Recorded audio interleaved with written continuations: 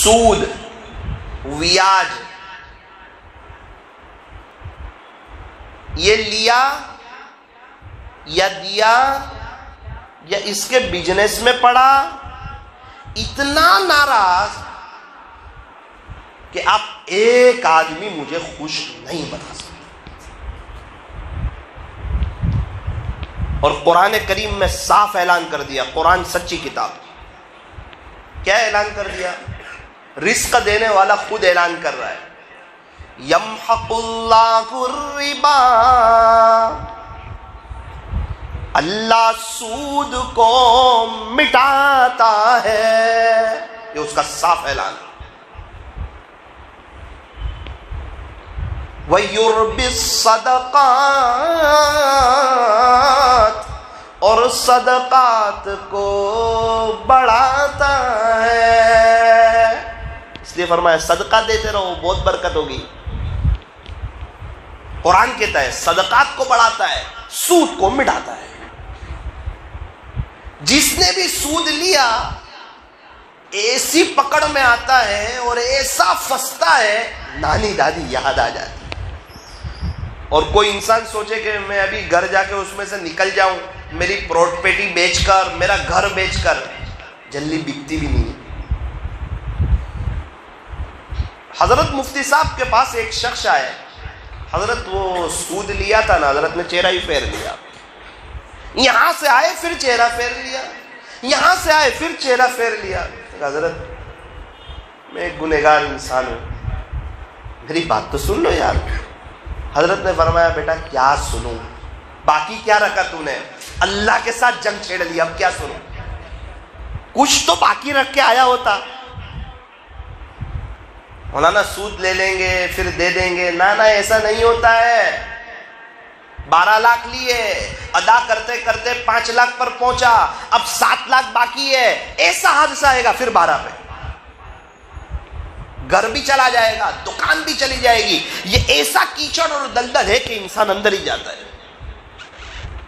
ہاں اگر کوئی بہت ہی سچے دل سے توبہ کر لے کہ اللہ جی نانا اب نہیں، بھوکا رہوں گا، ضرورت پڑی چٹنی روٹی کھاؤں گا، فاقہ برداشت کروں گا، روزے پہ روزے رکھ لوں گا، سود کا 1 روپیہ۔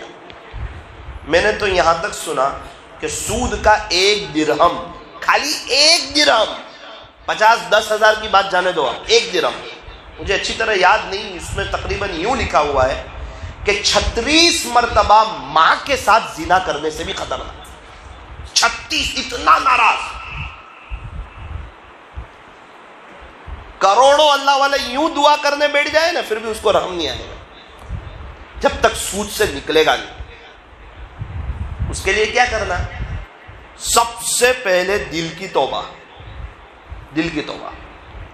مقدر میں جتنا رزق لکھا ہے وہ اللہ ہر حال میں دے گا، سود سے لے کر اپنی دنیا اور آخرت برباد نہ کر، حلال سے لے۔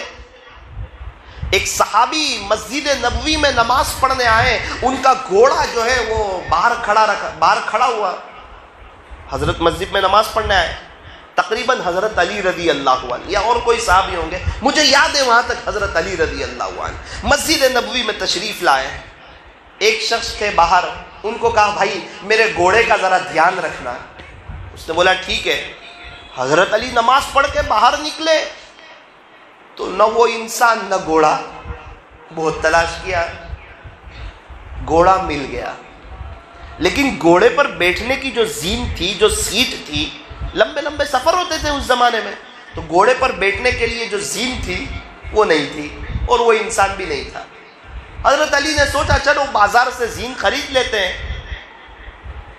مسجد میں حضرت علی نے یہ سوچا تھا کہ اس نے میرے گھوڑے کی نگرانی کی، ذریعے کے طور پر حفاظت کی، اس کو 30 روپیے دے دوں گا۔ کتنے؟ 30۔ باہر نکل کے دے گا تو وہ تھا ہی نہیں، چلو خرید لیتے زین۔ ایک دکان پر کسی جگہ گئے تو اوپر زین لگی ہوئی تھی، تو حضرت علی نے دیکھا کہ یہ تو میرے گھوڑے کی ہے، جو میرا گھوڑا تھا اسی کی ہے۔ دکاندار سے پوچھا کہ یہ کہاں سے آئی؟ ابھی ایک شخص بیچ کے گیا۔ اچھا کتنے میں بیچ کے گیا؟ تو کہا 30 روپے. دلی نے کہا حلال سے ملنے والے تھے, تھوڑا جلدی کر دی, حرام سے لے گیا, اللہ کو ناراض کر گیا, چوری کر گیا. چوری کا گناہ بڑا خطرناک. ایک شخص کے جب ہاتھ کاٹے جا رہے تھے, ہمارا نبی کا بھی دل دکھ رہا تھا, لیکن جو سزا وہ سزا. اس وقت ہمارے نبی نے فرمایا تھا جس کا خلاصہ, اگر آج یہ محمد کی بیٹی فاطمہ نے بھی چوری کی ہوتی تو اس کے بھی ہاتھ کاٹے جاتے. یہ شریعت ہے, یہ مذاق نہیں ہے. پھر مولانا ہاتھ کاٹ دے تو چوری کی وجہ سے, کہا پھر سب جگہ سے چوری ختم ہو جائے گی. ایک شخص نے ایک کو مار ڈالا جان بوجھ کر, اب اس کو بھی ختم کر دیا جائے گا. پھر تو کیا ہوگا؟ تو کہاں پھر سعودی عرب میں سب سے کم مرڈر کے کیس ہوں گے, سب سے کم ہوں گے. پورا دیکھے گا نا صاحب کہ اس کو مارا, اس کی گردن اڑائی, نہ بھائی مارنا نہیں کسی کو. اب سب ڈر رہے ہیں. پوری دنیا لیول پر سب سے کم مرڈر کے کیس سعودی عرب میں. کیوں؟ اللہ کی شریعت نافذ ہے. ایک نے چوری کی اور اس کے ہاتھ کاٹ دیے, پوری دنیا میں کوئی چوری کی ہمت کرے گا؟ سب بچ جائیں گے. ورنہ ہر 5ویں 6ٹھے دن چوری ہوگی, نہ چور کا پتہ چلے گا, سب سیٹنگ میں کام بن جائے گا.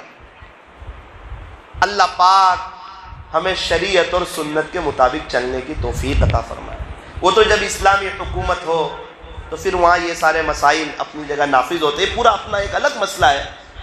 لیکن بات چل رہی تھی میرے عزیزوں, مجھے امید ہے کہ آپ لوگ سود میں گرفتار نہیں ہوں گے, مجھے پوری امید ہے انشاءاللہ. اگر کوئی ہو, اللہ کا واسطہ تڑپنا اللہ کے سامنے, جمعہ کی رات ہے, اور ایک دم پکا ارادہ, ضرورت پڑے تو دکان بیچ دینا, ضرورت پڑے تو گھر بیچ دینا, ضرورت پڑے تو سب سننا بیچ دینا, ضرورت پڑے تو 10 جوڑی کپڑے ہو تو 8 جوڑی کپڑے بیچ دینا, لیکن اس سے نکل جانا. شاید اللہ کو اگر سچی توبہ ہوگی تو اللہ نکال دے گا, ورنہ نہ پھنستے ہی جاؤ گے.